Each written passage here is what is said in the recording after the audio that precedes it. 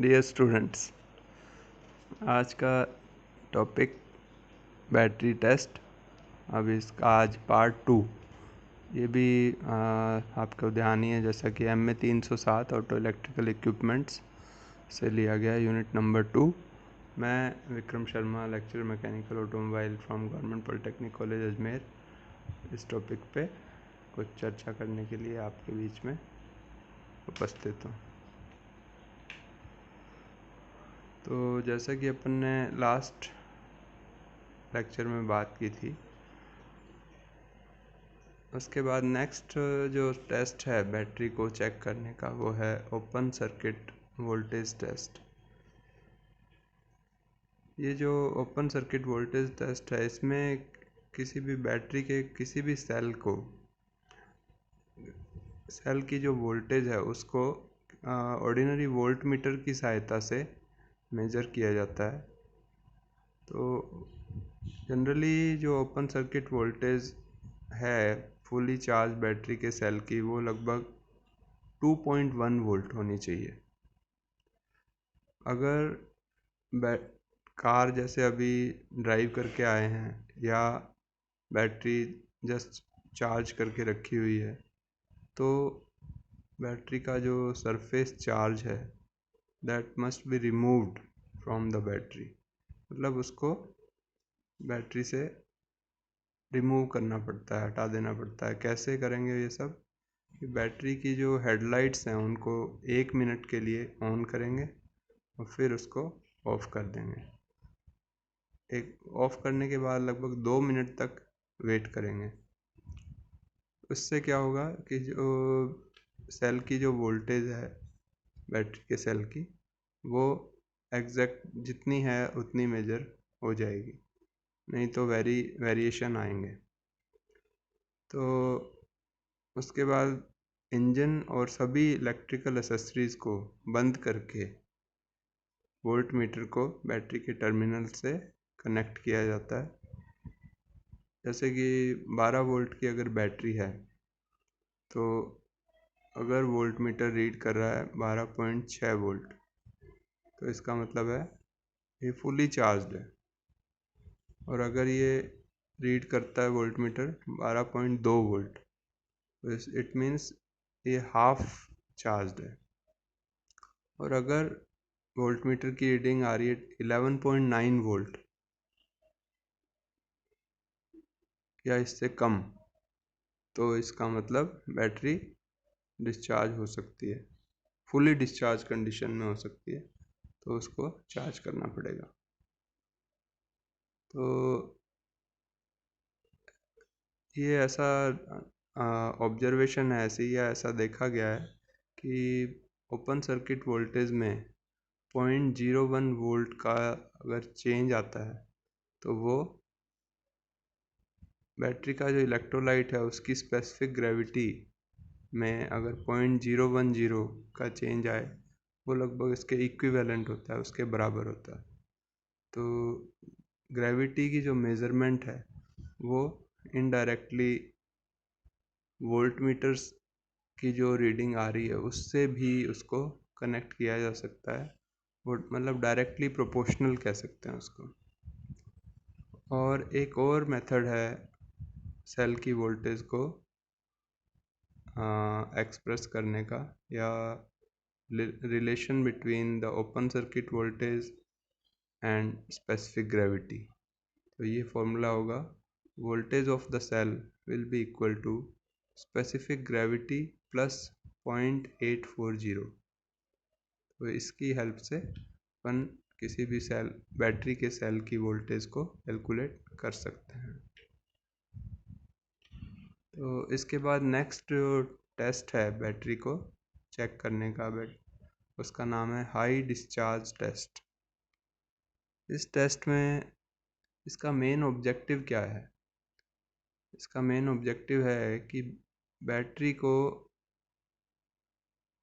कितनी बार, मतलब कितनी देर तक यूज़ किया जा सकता है, कितने टाइम तक बैटरी को यूज़ किया जा सकता है। मतलब फुली चार्ज कंडीशन में अगर कोई बैटरी है, तो उसको फुली डिस्चार्ज होने में अपन कितने टाइम तक, कितने समय तक उसको यूज़ कर सकते हैं। तो इसको इवेल्युएट करना मतलब बैटरी को चेक करना। कब तक? जब तक कि चार्जिंग डिस्चार्जिंग प्रोसेस कंटिन्यू, जैसा आपको मालूम है चार्जिंग और डिस्चार्जिंग ये लगातार प्रोसेस चलता रहता है बैटरी में। तो इसकी जो रेट्स हैं, चार्ज होने की रेट, डिस्चार्ज होने की रेट, ये इसको चेक करने का जो सेपरेट अगर मेथड काम में लिया जाता है तो उसको कहते हैं हाई डिस्चार्ज टेस्ट। जो ओपन सर्किट वोल्टेज, इससे पहले वाला जो टेस्ट है, उससे जब अपन किसी भी सेल की वोल्टेज चेक करते हैं तो वो एक्चुअल ऑपरेटिंग कंडीशंस में पूरी तरह से फिजिबल नहीं है, मतलब उसमें कुछ एरर आ सकती है।